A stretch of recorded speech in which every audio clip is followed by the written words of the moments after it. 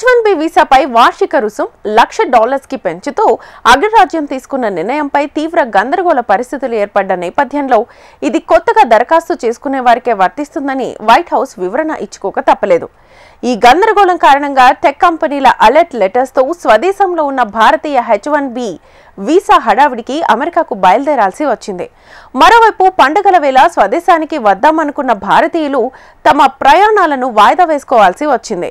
ఇదే అదనుగా భారతీయులు అమెరికాకు తిరిగి రాకుండా అడ్డుకునేందుకు ట్రంప్ మద్దతుదారులైన మాగా బృందం పన్నిన కుట్రలు కలవరపరిచాయి. అమెరికా అధ్యక్షుడు డొనాల్డ్ ట్రంప్ వాణిజ్య మంత్రి హోవాల్డ్ లుట్నిక్ H1B వీసాపై చేసిన ప్రకటన తీవ్ర గందరగోళం సృష్టించింది. పెంచిన H1B వీసా వార్షిక రుసుము విషయంలో సర్వత్రా విమర్శల నేపథ్యంలో అమెరికా అధ్యక్ష భవనం దీనిపై ఆలస్యంగా క్లారిటీ ఇచ్చింది. అప్పటికే జరగాల్సిన గందరగోళం జరిగిపోయింది. H1B వార్షిక వీసా కోసం దరఖాస్తు చేసే ప్రతి వ్యక్తి $1,00,000 చెల్లించాలని అగ్రరాజ్యం ప్రకటించడం తెలిసిందే. ఇది సెప్టెంబర్ 21 అర్ధరాత్రి 12:01 నుంచి అమల్లోకి వచ్చింది. అయితే ఈ పెంపు కొత్తగా దరఖాస్తు చేసుకున్న విదేశీ ఉద్యోగులకు మాత్రమే వర్తిస్తుందని తెలిపింది. ఇప్పటికే H1B వీసా ఉన్నవారికి తాజా పెంపు వర్తించదని స్పష్టం చేసింది. అమెరికా అధ్యక్షుడు విడుదల చేసిన proclamation of restriction on entry of certain non immigrant workers ప్రకటన ప్రకారం H1B వీసాలపై కీలకమైన పరిమితులు విధించింది. ట్రంప్ ఆదేశాలను అమలు చేసే US customs and border protection అధికారికంగా మార్గదర్శకాలు విడుదల చేసింది. మార్గదర్శకాల ప్రకారం ఇప్పటికే H1B వీసా పొందిన ఉద్యోగులకు మినహాయింపు ఇచ్చింది.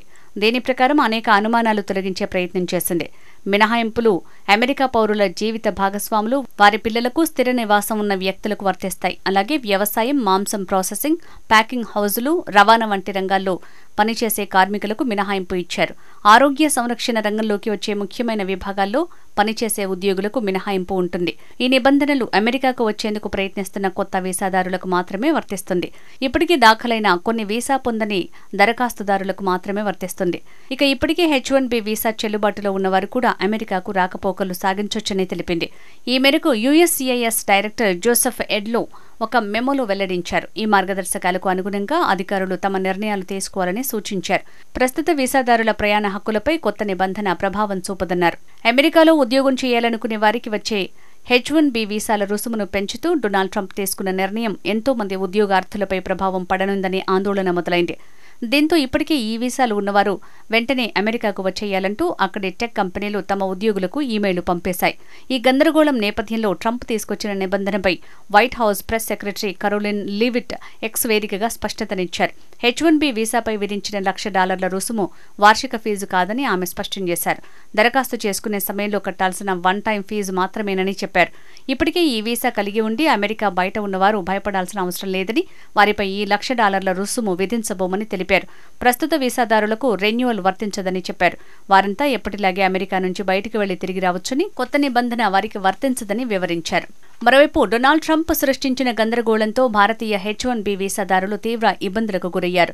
వీరంతా అమెరికాకు తిరిగి వచ్చేసేందుకు విమానాశ్రయాలకు పరుగులు తీయాల్సి వచ్చింది. విమాన టికెట్ల కోసం ఇబ్బంది పడ్డారు.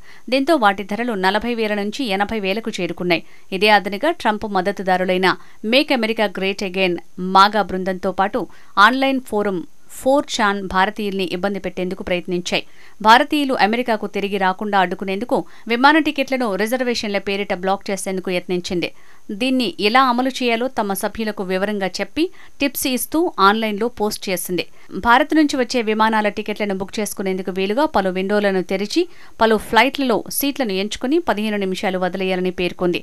సీట్ హోల్డ్ అనే ఫీచర్ను వాడుకుని ఇలా చేసింది. ఏకకాలంలో పలు విమానాలను ఎంచుకోవాలని సూచించింది. భారతీయులను వారి స్వదేశంలోనే ఉంచాలనుకుంటున్నారా? రిజర్వేషన్ వ్యవస్థను బ్లాక్ చేయండి అని పిలుపునిచ్చింది. ఆ తర్వాత కొందరు తాము బ్లాక్ చేసిన సీట్ల స్క్రీన్ షాట్లను ఆన్లైన్లో పోస్ట్ చేశారు. H1B వీసాలపై ట్రంప్ ప్రభుత్వ తొందరపాటు ప్రకటన, ఆపై సవరణ జరిగే లోపు స్వదేశానికి పయనమైన చాలా మంది భారతీయులు హఠాత్తుగా ప్రయాణాలు వాయిదా వేసుకున్నారు. దసరా, దీపావళి పండుగలకు ముందు ట్రంప్ నుంచి ఈ ఆదేశాలు రావటం భారతీయులను నిరాశకు గురిచేసింది. శుభకార్యాల కోసం భారత్కు వెళ్లాల్సిన వారు ఆగిపోయారు. విమానాలు ఎక్కాల్సిన వాళ్లు సైతం వెనక్కి వెళ్లిపోవడం గమనార్హం. ఇండియాకు వెళ్తే మళ్లీ తిరిగి వస్తామో లేదోనన్న ఆందోళన వారిలో కనిపించింది. త్వరలో జరగాల్సిన ప్రయాణాలను సైతం కొందరు రద్దు చేసుకున్నారు. యుఎస్ టెక్ కంపెనీలు తమ ఉద్యోగులు వెంటనే తిరిగి రావాలంటూ మెయిల్స్ పంపించాయి. ఇది అనేక మందిని కలవరపాటుకు గురిచేసింది. ఇప్పుడు దేశం వేడితే మళ్లీ యుఎస్లోకి అడుగు పెట్టలేమేమో అని కంగారు పడ్డారు. శాన్ ఫ్రాన్సిస్కో ఎయిర్పోర్టు నుంచి భారత్కు వస్తోన్న ఓ విమానం టేకాఫ్కు కొద్దిసేపటి ముందు భారతీయ ప్రయాణికులు దిగిపోయారని సమాచారం.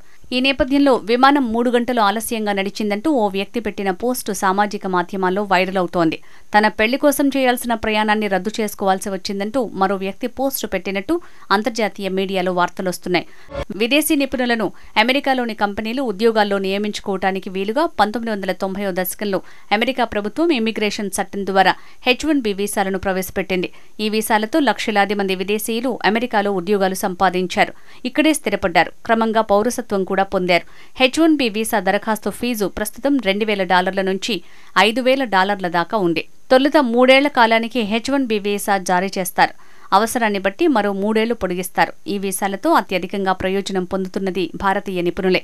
ఆ తర్వాత చైనా నిపుణులుంటున్నారు. భారత్లో ఇంజనీరింగ్ విద్య అభ్యసించిన విద్యార్థుల కల H-1B వీసా అంటే అతిశయోక్తి కాదు. సాధారణంగా H-1B వీసా దరఖాస్తు ఫీజుతో పాటు ఇతర రుసుములను కంపెనీలే భరిస్తాయి.